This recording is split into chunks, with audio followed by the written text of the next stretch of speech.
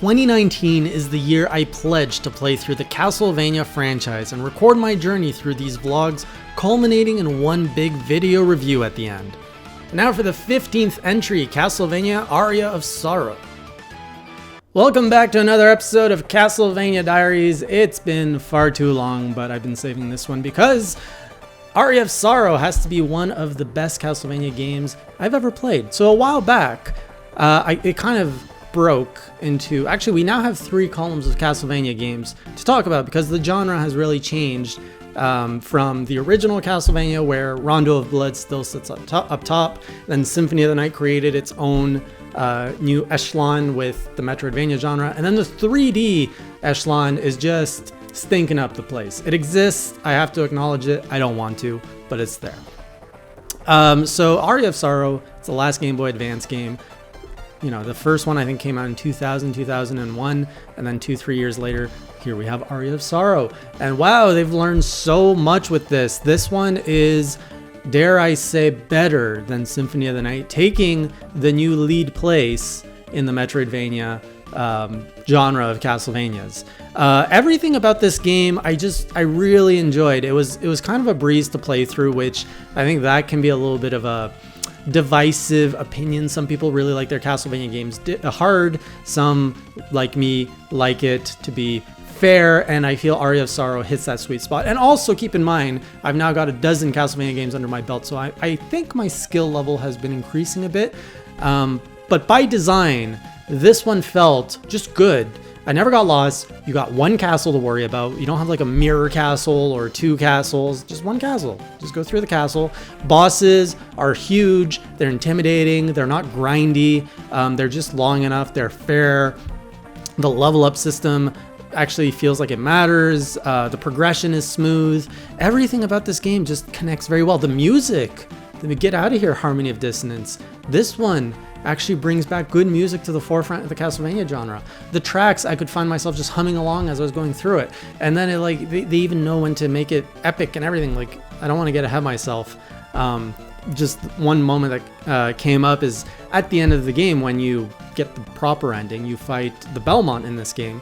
And I guess I should warn, this is going to be a spoiler diary. Like, don't watch this if you haven't played the game. Anyways, when you fight the Belmont at the end, the one of the iconic tracks, which I'm still, I'm this far into the Castlevania genre and I still can't tell you the difference between Vampire Killer and the other popular Castlevania song. There's like 2 main themes and I always get them mixed up. Anyways, they play one of them when you fight Belmont. It just sounds fantastic, especially considering this is Game Boy Advance, not the most, hardcore platform. What were we talking about? Yeah, so the mechanics, all that's good. I have a list here of a few other things I want to make sure that we touch up on. Before we get more into the abilities, let's talk about the story, because I feel this one here, considering the Castlevanias that have come before it, we're starting to see the franchise pick up a little bit more weight in its story. Everything else is always like, you stole my girl, my sister, girlfriend. Like, it's always a girl who's getting stolen by Dracula, and then you gotta run into the castle, smack him in the face a bunch of times, and then you like tickle death until it goes away, and then the castle crumbles, and that's a Castlevania game. That's what it's been for like the last 15 years, from the first Castlevania in the 80s to whatever this one is. This one, actually, yeah, there's no women that, actually, is there a woman? I kind of forget how it starts. There is a woman at one point, but I think it's pretty much you're a dude that wanders into like a shrine, and it actually takes place in the somewhat future. Like, we're actually talking post 2000 now, and there's a lot of new characters introduced, which I like that it's like adding a little bit more layers of lore. But, and this might be because of a limitation of the system or a limitation of the genre, the characters don't mean much. I just didn't care about them because they weren't fleshed out. There was quite a few of them thrown at you, and they all stood in their own. But when you compare it to modern games, and let's be fair, I'm seeing the whole Castlevania franchise through the lens of modern game experience looking back. Like, I can't really appreciate it for what it was at its time of release. I will inherently have bias of what modern gaming has offered me. The story isn't as well developed so that you care that much about the characters, but I would love to see these characters develop more. I would love to see a Castlevania where they take these concepts of lore and character building and just flesh it out more. So that's a good idea, and I hope we see more of that. Now, a few things I didn't like was, for example, the shopkeeper in this one. You unlock him, and he's like, oh, yeah, I'm gonna go open up a shop, come back to the beginning of the castle, and it's like there's no way to teleport there. You have to like hustle all the way back. Every time you want to just shop at this guy's store, you have to run all the way back. It's not like the other games where there's a shopkeeper in multiple places in the castle or different places. That mechanic was kind of weak. It made me not want to go to the shopkeeper. Even in Symphony of the Night, you can get an item that I think teleports you to the shopkeeper, if I recall. So that was kind of shitty. In terms of the items, I really like what they were doing with the items, and how much how many choices you have in terms of your weapons. Some of them are a little ridiculous. You have some weapons that are literally bigger in size than your character's sprite, and when they wield it, it's just like you just got this like big sword that's just, and it just looks weird. It's definitely not going for immersion, but it's cool that you have those different levels of mechanics. For example, there was a katana. I was like, oh cool, I love katanas, I want to play with a katana, but the motion of the katana had a huge delay after you swung it, which I didn't like, so I ended up actually playing with a sword whip, which is just a sword that like falls apart, until I found something better. So I found that I gravitated to weapons that that had very little delay between strikes, and had a little bit of range. Ideally, that's what I preferred. I like the idea that you can actually absorb the abilities of the monsters, and you use that as it's not even your secondary, it's like your magic.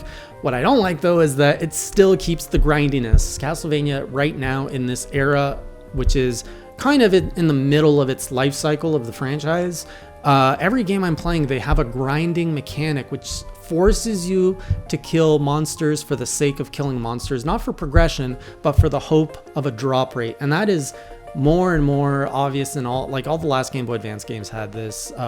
Even the other ones I'm dabbling into, the 3D ones, everything has these stupid drop rates you have to consider, and they drop like legit good items. In fact, I think if I remember right, you need to farm a certain ability to get the proper ending in this one, and that's one of the biggest downsides of it. It's a good mechanic, but the grindiness, not so fun. And maybe that was fair in the early 2000s when there wasn't that many games to play, although I think there were, and handheld gaming, I can't even say it was that young. It was like 12, 15 years. I don't know what their excuse was. I think grinding was just more acceptable back then, but today, I don't like it. What else was good? We've got, I've talked about bosses. Back to the plot. So we're going to talk about the ending. Yeah, if you don't uncover the riddle, which is super obscure, you get a really, really terrible ending. But if you go through the efforts of looking up how to get the good ending, it's kind of cool, and it's really different than your just traditional kill Dracula and destroy the castle. Like, you go into this weird place and you fight this thing called Chaos, and that boss fight, I remember, it was chaotic, and it was so appropriate, but at the same time it wasn't frustrating. It was fun. I was overwhelmed, but I was having fun with the difficulty, and that was a theme that was consistent throughout my playthrough with this game. So many times I kept saying it's fun. Sometimes it was hard, sometimes there was some like crazy platforming. There's one where you have to like race a ball around a track, and there's all these mechanics that, yeah, sometimes it's hard, but all of it is fun. It encourages the player to progress, to do more. It rewards the player. I wish that they would have had, I think it was in Harmony of Dissonance, where you had the room with all the furniture that you could collect throughout the castle. I love that, and I wish that they brought it back, but they didn't. So overall, yeah, this is the best Castlevania Metroidvania to date. I'm told that the DS line pretty much took this and just printed money with it, with the 3 games there. But before I get into the DS lines, I have to go back and dabble into the 3D Castlevanias for a bit. So we're gonna have to put the good Castlevania games on pause for a bit, but we have turned the corner.